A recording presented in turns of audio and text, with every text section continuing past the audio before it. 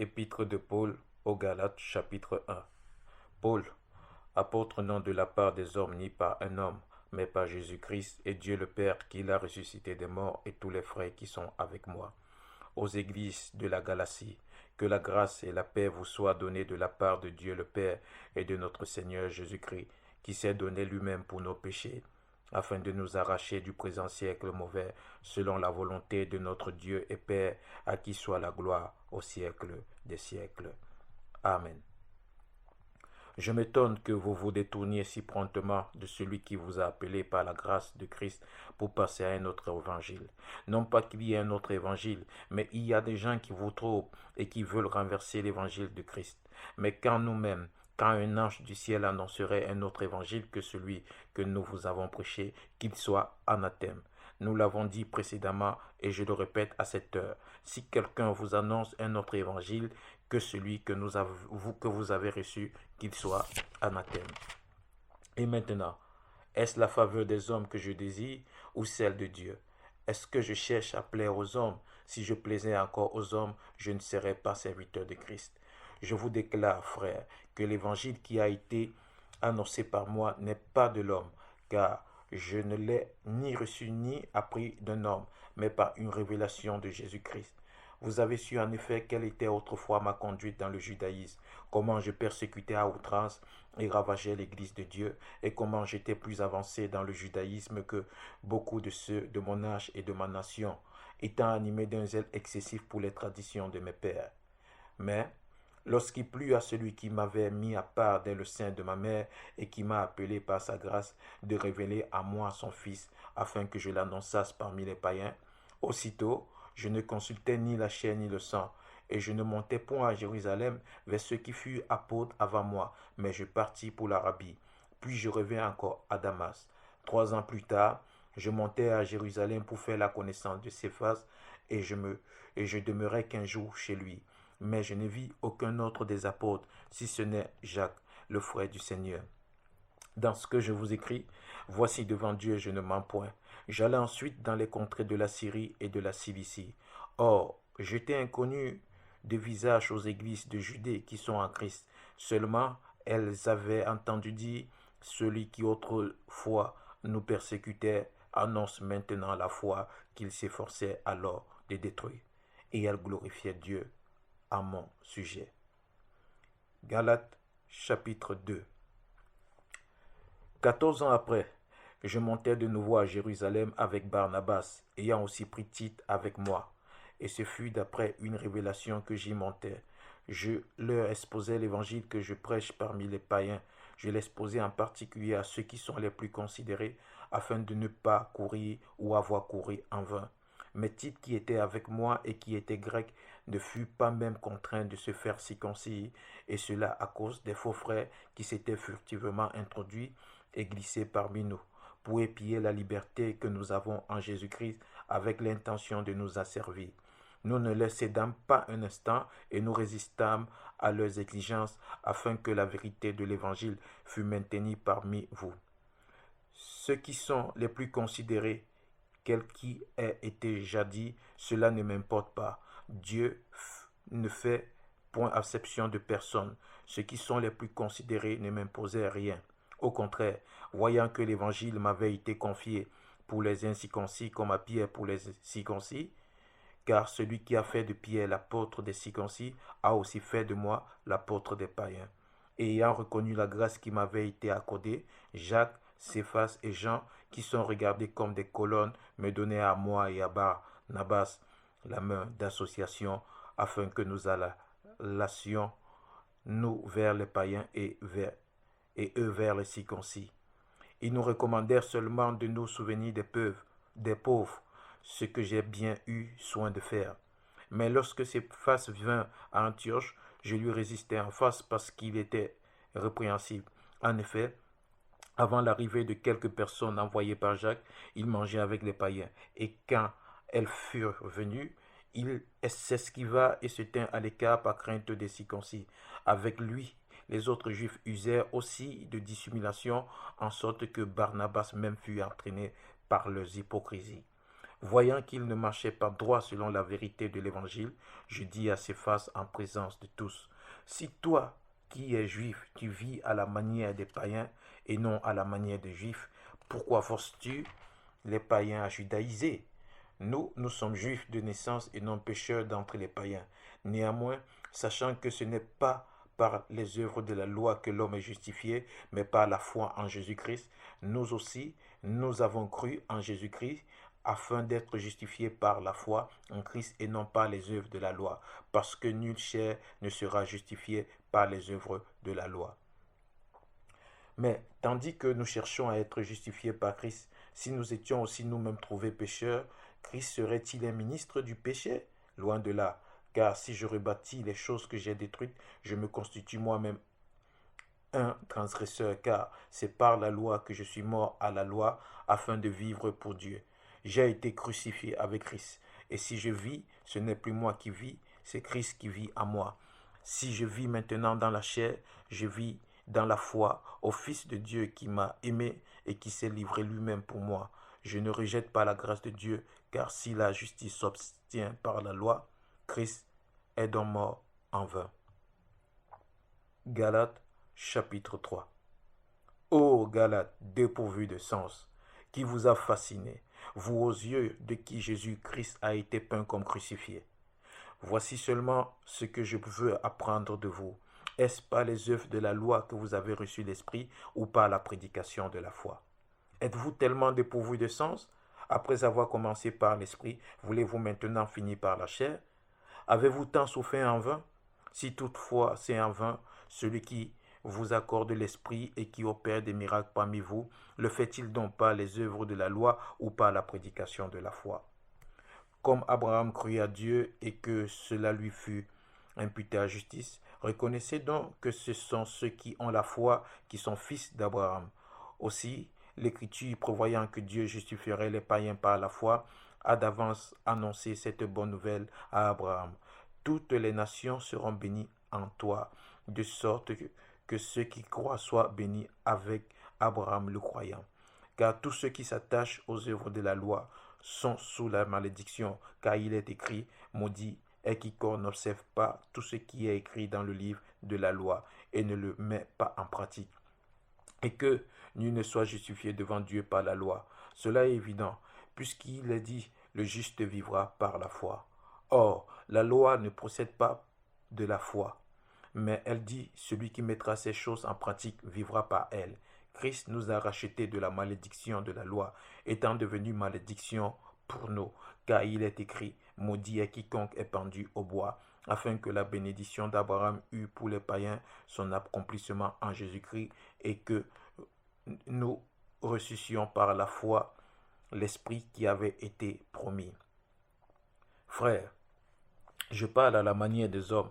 Une disposition en bonne forme, bien que faite par un homme, n'est annulée par personne et personne n'y ajoute. Or, les promesses ont été faites à Abraham, à sa postérité, et il n'est pas dit et aux postérités comme s'il s'agissait de plusieurs, mais en tant qu'il s'agit d'une seule, et à ta postérité, c'est-à-dire à Christ. Voici ce que j'entends. Une disposition que Dieu a confirmée antérieurement ne peut pas être annulée et ainsi la promesse rendue vaine par la loi survenue 430 ans plus tard. Car si l'héritage venait de la loi, il ne viendrait plus de la promesse. Or, c'est par la promesse que Dieu a fait à Abraham ce don de sa grâce. Pourquoi donc la loi? Elle a été donnée ensuite à cause des transgressions, jusqu'à ce que vint la postérité à qui la promesse avait été faite. Elle a été promulguée par des anges au moyen d'un médiateur. Or, le médiateur n'est pas médiateur d'un seul, tandis que Dieu est un seul. La loi est-elle donc contre les promesses de Dieu? Loin de là. S'il lui était donné une loi qui pût procurer la vie, la justice viendrait réellement de la loi. Mais l'Écriture a tout renfermé sous le péché, afin que ce qui avait été promis fût donné par la foi en Jésus-Christ à ceux qui croient. Avant que la foi vînt, nous étions enfermés sous la garde de la loi en vue de la foi qui devait être révélée. Ainsi, la loi a été comme un pédagogue pour nous conduire à Christ, afin que nous fussions justifiés par la foi. La foi étant venue, nous ne sommes plus sous ce pédagogue. Car vous êtes tous fils de Dieu par la foi en Jésus-Christ. Vous tous qui avez été baptisés en Christ, vous avez revêtu Christ. Il n'y a plus ni juif ni grec. Il n'y a plus ni esclave ni libre. Il n'y a plus ni homme ni femme. Car tous, vous êtes un en Jésus-Christ. Et si vous êtes à Christ, vous êtes dans la postérité d'Abraham, héritier selon la promesse. Galates chapitre 4. Or, aussi longtemps que l'héritier est enfant, je dis qu'il ne diffère en rien d'un esclave, quoiqu'il soit le maître de tout, mais il est sous des tuteurs et des administrateurs jusqu'au temps marqué par le Père. Nous aussi, de la même manière, lorsque nous étions enfants, nous étions sous l'esclavage des rudiments du monde. Mais lorsque les temps ont été accomplis, Dieu a envoyé son Fils, né d'une femme, né sous la loi, afin qu'il rachètât ceux qui étaient sous la loi, afin que nous reçussions l'adoption. Et parce que vous êtes fils, Dieu a envoyé dans nos cœurs l'esprit de son Fils, lequel crie Abba, Père. Ainsi, tu n'es plus esclave, mais fils. Et si tu es fils, tu es aussi héritier par la grâce de Dieu. Autrefois, ne connaissant pas Dieu, vous servez des dieux qui ne le sont pas de leur nature. Mais à présent que vous avez connu Dieu, ou plutôt que vous avez été connu de Dieu, comment retournez-vous à ces faibles et pauvres rudiments auxquels de nouveau vous voulez vous asservir encore? Vous observez les jours, les mois, les temps et les années. Je crains d'avoir inutilement travaillé pour vous. Soyez comme moi, car moi aussi je suis comme vous. Frères, je vous en supplie, vous ne m'avez fait aucun tort. Vous savez que ce fut à cause d'une infirmité de la chair que je vous ai pour la première fois annoncé l'évangile. Et mis à l'épreuve par ma chair, vous n'avez témoigné ni mépris ni dégoût. Vous m'avez au contraire reçu comme un ange de Dieu, comme Jésus-Christ. Où donc est l'expression de votre bonheur? Car je vous atteste que si cela eût été possible, vous vous seriez arraché les yeux pour me les donner. Suis-je devenu votre ennemi en vous disant la vérité? Le zèle qu'ils ont pour vous n'est pas pur, mais ils veulent vous détacher de nous afin que vous soyez zélés pour eux. Il est beau d'avoir du zèle pour ce qui est bien et en tout temps, et non pas seulement quand je suis présent parmi vous. Mes enfants, pour qui j'éprouve de nouveau les douleurs de l'enfantement jusqu'à ce que Christ soit formé en vous. Je voudrais être maintenant auprès de vous et changer de langage, car je suis dans l'inquiétude à votre sujet. Dites-moi, vous qui voulez être sous la loi, n'entendez-vous point la loi? Car il est écrit, Abraham eut deux fils, un de la femme esclave et un de la femme libre. Mais celui de l'esclave naquit selon la chair, et celui de la femme libre naquit en vertu de la promesse. Ces deux choses sont allégoriques, car ces femmes sont deux alliances, l'une du mont Sinaï enfantant pour la servitude, c'est Agar. Car Agar, c'est le mont Sinaï en Arabie et elle correspond à la Jérusalem actuelle qui est dans la servitude avec ses enfants. Mais la Jérusalem d'en haut est libre, c'est notre mère, car il est écrit, réjouis-toi, stérile, toi qui n'enfantes point, éclate et pousse des cris, toi qui n'as pas éprouvé les douleurs de l'enfantement, car les enfants de la délaissée seront plus nombreux que les enfants de ceux qui étaient mariés. Pour vous, frères, comme Isaac, vous êtes enfants de la promesse, et de même qu'alors celui qui était né selon la chair persécutait celui qui était né selon l'esprit, ainsi en est-il encore maintenant. Mais que dit l'Écriture? Chasse l'esclave et son fils, car le fils de l'esclave n'héritera pas avec le fils de la femme libre. C'est pourquoi, frères, nous ne sommes pas enfants de l'esclave, mais de la femme libre. Galates, chapitre 5. C'est pour la liberté que Christ nous a affranchis. Demeurez donc fermes et ne vous laissez pas mettre de nouveau sous le joug de la servitude. Voici, moi Paul, je vous dis que si vous vous faites circoncis, Christ ne vous servira de rien. Et je proteste encore une fois à tout homme qui se fait circoncis qu'il est tenu de pratiquer la loi tout entière. Vous êtes séparés de Christ, vous tous qui cherchez la justification par la loi, vous êtes déchus de la grâce. Pour nous, c'est de la foi que nous attendons par l'Esprit l'espérance de la justice. car en Jésus-Christ, ni la circoncision, ni l'incirconcision n'a de valeur, mais la foi qui est agissante par la charité. Vous courez bien. Qui vous a arrêté pour vous empêcher d'obéir à la vérité? Cette influence ne vient pas de celui qui vous appelle. Un peu de levain fait lever toute la pâte. J'ai cette confiance en vous, dans le Seigneur, que vous ne penserez pas autrement. Mais celui qui vous trouble, quel qu'il soit, en portera la peine. Pour moi, frère, si je prêche encore la circoncision, pourquoi suis-je encore persécuté? Le scandale de la croix a donc disparu? Puisse-t-il être retranché ceux qui mettent le trouble parmi vous? Frères, vous avez été appelés à la liberté. Seulement, ne faites pas de cette liberté un prétexte de vivre selon la chair, mais rendez-vous par la charité serviteurs les uns des autres. Car toute la loi est accomplie dans une seule parole, dans celle-ci: tu aimeras ton prochain comme toi-même.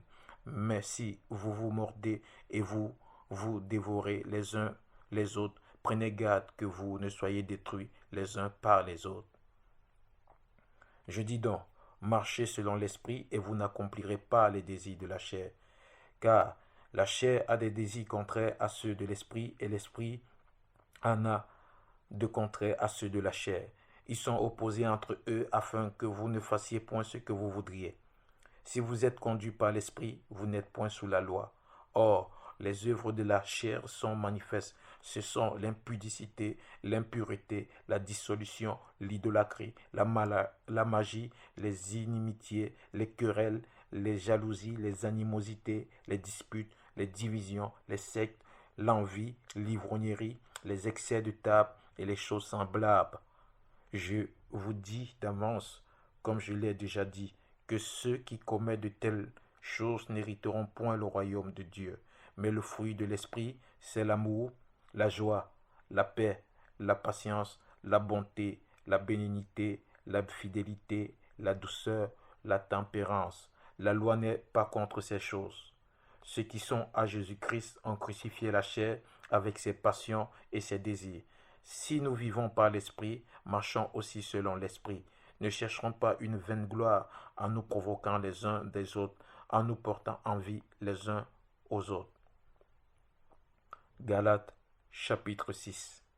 Frères, si un homme vint à être surpris en quelque faute, vous qui êtes spirituels, redressez-le avec un esprit de douceur. Prends garde à toi-même, de peur que tu ne sois aussi tenté. Portez les fardeaux les uns des autres, et vous accomplirez ainsi la loi de Christ. Si quelqu'un pense être quelque chose, quoiqu'il ne soit rien, il s'abuse lui-même. Que chacun examine ses propres œuvres, et alors il aura sujet de se glorifier pour lui seul et non pas par rapport à autrui, car chacun portera son propre fardeau. Que celui à qui l'on enseigne la parole fasse part de tous ses biens à celui qui l'enseigne. Ne vous y trompez pas. On ne se moque pas de Dieu. Ce qu'un homme aura semé, il le moissonnera aussi. Celui qui sème pour sa chair moissonnera de la chair la corruption, mais celui qui sème pour l'esprit moissonnera de l'esprit la vie éternelle. Ne nous lassons pas de faire le bien, car nous moissonnerons au temps convenable si nous ne nous relâchons pas. Ainsi donc, pendant que nous en avons l'occasion, pratiquons le bien envers tous et surtout envers les frères en la foi. Voyez avec quelle grande lettre je vous ai écrit de ma propre main. Tous ceux qui veulent se rendre agréables selon la chair vous contraignent à vous faire circoncire, uniquement afin de n'être pas persécutés pour la croix de Christ. Car les circoncis eux-mêmes n'observent point la loi, mais ils veulent que vous soyez circoncis pour se glorifier dans votre chair. Pour ce qui me concerne, loin de moi la pensée de me glorifier d'autre chose que de la croix de notre Seigneur Jésus-Christ, par qui le monde est crucifié pour moi, comme je le suis pour le monde. Car ce n'est rien d'être circoncis ou incirconcis. Ce qui est quelque chose, c'est d'être une nouvelle créature. Paix, miséricorde sur tous ceux qui suivront cette règle et sur l'Israël de Dieu. Que personne désormais ne me fasse de la peine, car je porte sur mon corps les marques de Jésus. Frères, que la grâce de notre Seigneur Jésus-Christ soit avec vous, avec votre esprit. Amen.